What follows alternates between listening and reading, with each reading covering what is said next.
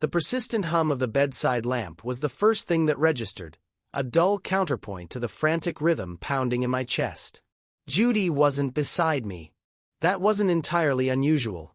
Her work in the fragrance industry often kept her up late, concocting new scents or attending virtual meetings with clients across the globe. But tonight felt different. An unease, cold and sharp, had been gnawing at me for weeks, and the empty space next to me felt like a physical manifestation of that dread. I glanced at the digital clock on the nightstand. 3:05 a.m. Too late for work calls, even for Judy. A sliver of light emanated from the spare bedroom, the one we jokingly dubbed her olfactory sanctuary.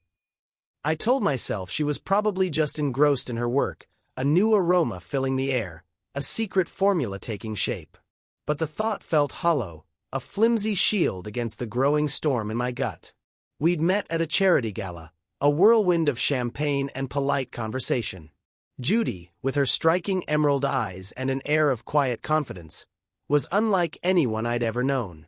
I was a software salesman, comfortable in my routine, while she navigated a world of high fashion and international travel. Our connection had been immediate, almost magnetic. Looking back, perhaps there was an element of practicality on both sides.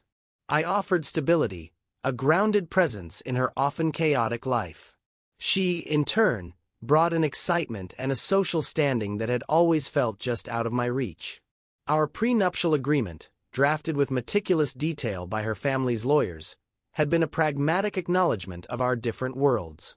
One clause, in particular, stood out, a mutual agreement to remain child-free. It hadn't been a point of contention then. We were both focused on our careers, on building our individual lives together. Yet lately, I'd felt a subtle shift, a yearning in Judy's eyes when she saw friends with their children, a wistful sigh that hadn't been there before. I slipped out of bed, the cool wood floor a stark contrast to the warmth of the sheets. My bare feet moved silently across the room, drawn by an invisible thread of suspicion. As I approached the spare bedroom door, I could hear the faint murmur of a voice. Not Judy's usual crisp, professional tone when speaking with clients. This was softer, more intimate. My hand hovered over the doorknob, a knot tightening in my stomach. I hesitated, a part of me desperately wanting to believe my anxieties were unfounded, that I was simply being paranoid. Taking a deep breath, I slowly pushed the door open, just a crack. The scene that greeted me wasn't what I expected. Judy was indeed in the room, but she wasn't working. She was sitting on the floor, leaning against the plush velvet chaise lounge, her laptop open on her lap. The soft glow of the screen illuminated her face, and I could see the faint sheen of tears in her eyes. She was talking, her voice low and husky, but she wasn't alone. On the screen, a man's face, handsome and unfamiliar, smiled back at her. "I miss you too," she whispered, her voice thick with emotion. "More than words can say." My breath hitched. It wasn't the words themselves, though they stung, but the raw emotion behind them, the vulnerability I hadn't seen directed at me in a long time. My heart hammered against my ribs, a frantic drumbeat echoing the turmoil in my mind. I watched, frozen in place, as she reached out and gently touched the screen, her fingers caressing the image of the man's face. A wave of nausea washed over me, the reality of the situation hitting me with the force of a physical blow. This wasn't a work call. This wasn't just a friendly chat. This was something more, something that cut deep. Just then, as if sensing my presence, Judy's gaze flickered towards the door. Her eyes widened in shock, the color draining from her face. The smile vanished from the man on the screen, replaced by a look of startled confusion. The laptop slipped from Judy's lap, landing on the carpet with a soft thud, the image of the smiling stranger now facing the ceiling. The silence in the room was deafening, broken only by the ragged sound of my own breathing. The air crackled with unspoken accusations and the shattering of unspoken vows. In that single frozen moment, the foundation of our carefully constructed life together began to crumble. The silence stretched, thick and suffocating, between Judy and me. Her wide, panicked eyes darted from my face to the fallen laptop, then back again. The man on the screen, now an upside-down blur of pixels, seemed to mock the gravity of the moment. My mind raced, trying to process what I'd just witnessed. The raw emotion in her voice, the tender touch on the screen. It wasn't a casual conversation with a colleague. "John," she finally whispered, her voice trembling. "It's not what you think."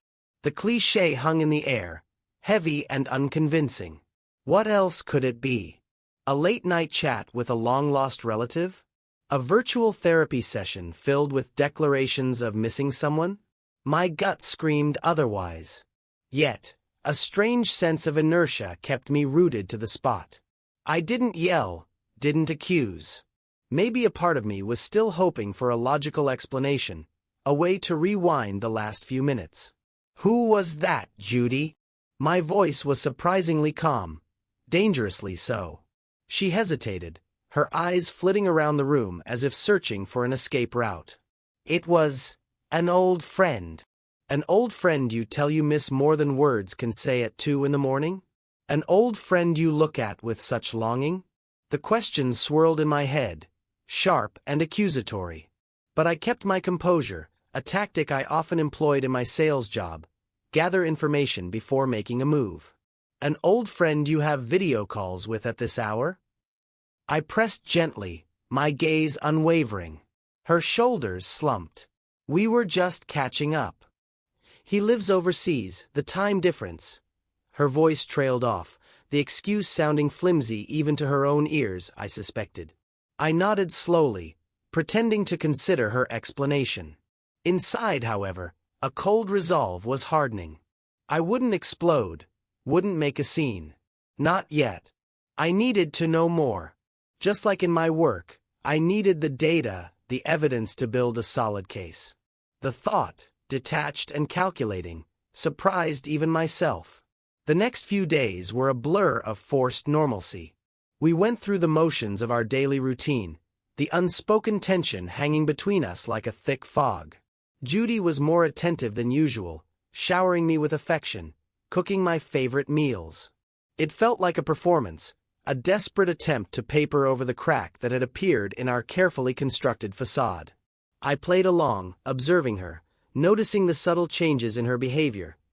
The way she clutched her phone protectively, the hushed tones when she took calls in another room, the almost imperceptible flinch when I touched her unexpectedly. Sleep became a luxury. I'd lie awake at night, listening to her even breathing beside me, my mind replaying the scene in the spare bedroom. The image of the man on the screen, his smiling face a constant taunt, haunted my thoughts. I started checking her phone when she was in the shower, a pang of guilt accompanying each furtive glance. There were no blatant messages, no incriminating photos, but the frequency of her communication with a particular number, saved under just a first initial, raised a red flag. Around this time, a new colleague joined our sales team, Sarah. She was bright, funny, and possessed a refreshing honesty. We started working closely together on a project, and I found myself drawn to her easygoing nature and genuine empathy. In our conversations, I found myself subtly alluding to the difficulties I was facing at home, the unspoken anxieties that were eating away at me. Sarah listened patiently, offering a comforting presence without being intrusive. A part of me, perhaps a wounded and vulnerable part, found solace in her company. It wasn't a conscious decision to seek out another connection, but in the emotional vacuum that Judy had inadvertently created, Sarah's presence felt like a lifeline. One evening, while Judy was out at a supposed work event, the frequency of which had also increased lately, I found myself staring at her laptop. It was sitting on her desk, slightly ajar. The temptation was overwhelming. I knew I shouldn't, but the need to know, to finally understand what was happening, was too strong to resist. With trembling hands, I opened it. She hadn't logged out of her email. My eyes scanned the inbox, searching for anything that might confirm my suspicions. Amidst the usual work correspondence and online shopping receipts, one email stood out. The subject line was simple: "Thinking of you." The sender's name, the same first initial I'd seen on her phone. My heart pounded as I clicked it open. The email was short, just a few lines, but the words hit me like a physical blow, counting down the days until we're together again. Last night was wonderful. Miss you terribly. J. The blood ran cold in my veins. The casual intimacy of the message, the reference to the previous night, the clear declaration of longing, it was undeniable. The old friend excuse shattered into a million pieces. The pieces of my trust in Judy shattered with it. The unexpected and convincing ending to this part wasn't just the confirmation of an affair, but the casual, almost mundane way it was revealed, highlighting the depth of the deception. The simple email, devoid of dramatic flair, was a stark and brutal confirmation of my worst fears, leaving me reeling and desperately needing to figure out what to do next. The words in the email swam before my eyes, each syllable a fresh wave of nausea. Counting down the days. Last night was wonderful. Miss you terribly. The casual intimacy of it, the blatant disregard for our marriage, felt like a physical punch to the gut. I closed the laptop with a snap, the sound echoing in the suddenly silent apartment. My hands trembled, a mixture of anger and a profound sense of betrayal churning within me. For a long moment, I simply stood there, staring blankly at the closed laptop, the image of that email seared into my memory. What now? The obvious answer was confrontation, a screaming match, accusations hurled across the living room. But the thought felt exhausting, and somehow insufficient. Judy's carefully constructed lies, her practiced normalcy, had already shown me that a direct approach might not yield the truth, or at least, the whole truth. I paced the length of the living room, the plush carpet doing little to cushion the frantic energy coursing through me. My mind raced, searching for a solution, a way to navigate this unexpected and devastating turn. The video I'd been asked to base this story on kept flickering in my thoughts. The husband hiring a private investigator, his own affair.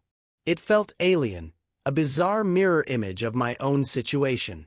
The idea of immediately retaliating with infidelity felt wrong, a descent into the very dishonesty that had wounded me. But the thought of simply accepting this, of pretending everything was fine, was equally unbearable. Over the next few days, I found myself in a strange state of limbo. I didn't mention the email to Judy. I continued to play the part of the oblivious husband, observing her with a newfound scrutiny. Every late night at work, every hushed phone call, every overly affectionate gesture was now viewed through the lens of her betrayal. The tension in the apartment was palpable, a silent battlefield where unspoken accusations hung in the air. During this time, my connection with Sarah deepened. I found myself confiding in her during our lunch breaks, carefully omitting the most damning details but sharing my general sense of unease and the feeling that something was fundamentally wrong in my marriage. Sarah was a good listener, offering non-judgmental support and a fresh perspective. One afternoon, over lukewarm coffee, she said something that resonated with me. Sometimes, she'd said, her gaze thoughtful, the most straightforward path isn't always the most effective. Sometimes, you need to understand the whole picture before you act. Her words sparked a thought, a seed of an idea that began to take root in my mind. Confrontation, in its raw emotionality, might only lead to more lies and defensiveness. What if I approached this differently? What if, like the husband in that story, I sought to understand the full extent of Judy's deception before revealing what I knew? It wasn't about revenge. Not exactly. It was about gaining clarity, about having irrefutable proof before I laid my cards on the table. The idea felt both unsettling and strangely empowering. It was a departure from my usual straightforward approach to problems, but the situation itself was anything but ordinary. I started paying closer attention to Judy's routines, her social media activity, the subtle nuances of her conversations. I even considered hiring someone. The thought made me uneasy. The idea of invading Judy's privacy in such a deliberate way felt like a betrayal of its own kind. But the burning need for answers, for the truth that she was so clearly withholding, overshadowed my reservations. One evening, as Judy was getting ready for another work event, her phone buzzed on the bedside table. She was in the bathroom, the sound of the shower running masking the notification. My eyes flickered to the screen. A message from the same initial, J. My heart pounded. This was it. An opportunity. I knew I shouldn't, but the temptation was too strong. I picked up her phone, my fingers fumbling with the lock screen. It was a simple 3-digit code, one I'd seen her enter countless times. It unlocked. The message was brief. Meet you at the usual place in an hour? My breath caught in my throat. The usual place. What was the usual place? A restaurant? A bar? A hotel? The possibilities swirled in my mind, each one a fresh stab of pain. This wasn't just an online affair. It was something tangible, something happening in the real world, under my very nose. The unexpected and convincing ending to this part came not from a grand revelation, but from this simple, almost casual text message. It confirmed my deepest fears and provided a concrete lead, a direction for my next move. The question now wasn't just if she was cheating, but where and when. And a dangerous, resolute part of me knew I had to find out. My heart hammered against my ribs, a frantic bird trapped in a cage. Meet you at the usual place in an hour? The message on Judy's phone was a stark, undeniable confirmation of my fears. An hour. That gave me just enough time. I slipped back into the bedroom as quietly as I'd left, my mind already racing. I needed to act fast, to see for myself what this usual place was. I grabbed my car keys and a baseball cap, hoping to remain inconspicuous. The minutes ticked by with agonizing slowness as I waited for Judy to finish getting ready. Her demeanor was normal, perhaps a touch too cheerful, but there was no hint of the clandestine rendezvous she was about to embark on. The normalcy of it was almost sickening. Finally, she emerged from the bedroom, dressed in a sleek black dress that I knew she loved. She gave me a quick kiss on the cheek, her lips cool against my skin. "Late night at the office again, honey," she said, her eyes meeting mine for a fleeting moment. I forced a smile, a hollow imitation of my usual affection. "Drive safe," I managed to say, the words feeling like ash in my mouth. As soon as the door closed behind her, I was out of the apartment and heading towards the parking garage. I kept a safe distance as I followed her car, my hands gripping the steering wheel so tightly my knuckles were white. The suspense was almost unbearable, each turn she made, each red light we stopped at, amplifying the knot of anxiety in my stomach. She drove for about 15 minutes, not towards her office building downtown, but to a more secluded part of the city, an area known for its trendy bars and discreet hotels. My suspicions solidified with every passing mile. Finally, she pulled into the parking lot of a dimly lit establishment called the Blue Note. The name itself felt cliché, ripped from the pages of a cheap romance novel. I parked a few blocks away, trying to blend in with the night. My heart pounded in my ears as I walked towards the bar, the bass from inside vibrating through the soles of my shoes. I peered through the large front window, my breath catching in my throat. There she was, sitting at a dimly lit table in a secluded corner, a man already waiting for her. He was handsome, in a polished, almost arrogant way, with dark hair and a tailored suit. He leaned forward as Judy approached, a warm smile spreading across his face. They embraced, a lingering hug that spoke volumes. I watched, a detached observer in my own life's unfolding tragedy, as they talked and laughed, their body language intimate, their gazes locked. It was undeniably them, undeniably a clandestine meeting. The usual place was their haven, their secret world away from me. The scene felt surreal, like watching a movie where I was the unsuspecting husband. The vibrant chatter of the bar, the clinking of glasses, the low murmur of conversations. It all faded into a dull background hum as I focused on the two figures in the corner. A wave of anger, sharp and intense, washed over me, quickly followed by a crushing sense of sadness and betrayal. This wasn't just a fleeting moment of weakness. This was an ongoing affair, a deliberate deception. I stood there for what felt like an eternity, watching them, absorbing the painful reality of the situation. I saw them hold hands across the table, saw him lean in and whisper something that made Judy laugh, her head thrown back in carefree abandon, a laugh I hadn't heard in months. The raw intimacy of their interaction was a stark contrast to the polite, almost perfunctory affection I'd received from her lately. The unexpected twist in this part wasn't a grand revelation, but the quiet, devastating confirmation of my deepest fears. Seeing them together in their usual place stripped away any remaining doubt. The plausibility of her excuses vanished, replaced by the undeniable truth of her infidelity. As I watched them, a strange sense of calm began to settle over me, a quiet resolve hardening within.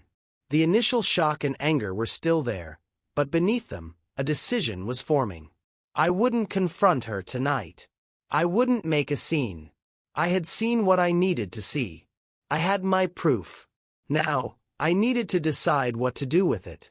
Turning away from the window, I walked back towards my car, the weight of my discovery heavy on my shoulders. The night was still young, but for me, everything had changed.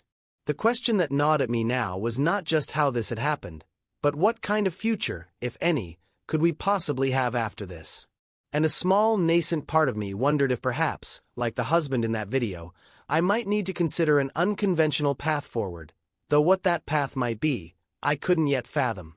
The night held an uncertain future, and I drove away, leaving Judy in her secret world, ready to face the dawn and the difficult choices that lay ahead.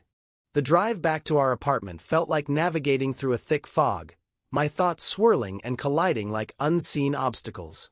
The image of Judy laughing with that man was burned into my mind, a constant, painful reminder of her betrayal. I replayed the scene over and over, searching for any flicker of remorse on her face, any hint that she was aware of the devastation she was causing. There was none. Only genuine happiness, directed at someone who wasn't me. When Judy finally came home, the clock on the nightstand read 1:37 a.m. She slipped into bed beside me, her movements quiet, and I feigned sleep, my body stiff with tension. The familiar scent of her perfume, usually a comfort, now felt alien, tainted by the evening's revelations. I lay there, listening to her soft breathing, the silence between us heavier than any argument. The next morning, I acted as if nothing had changed.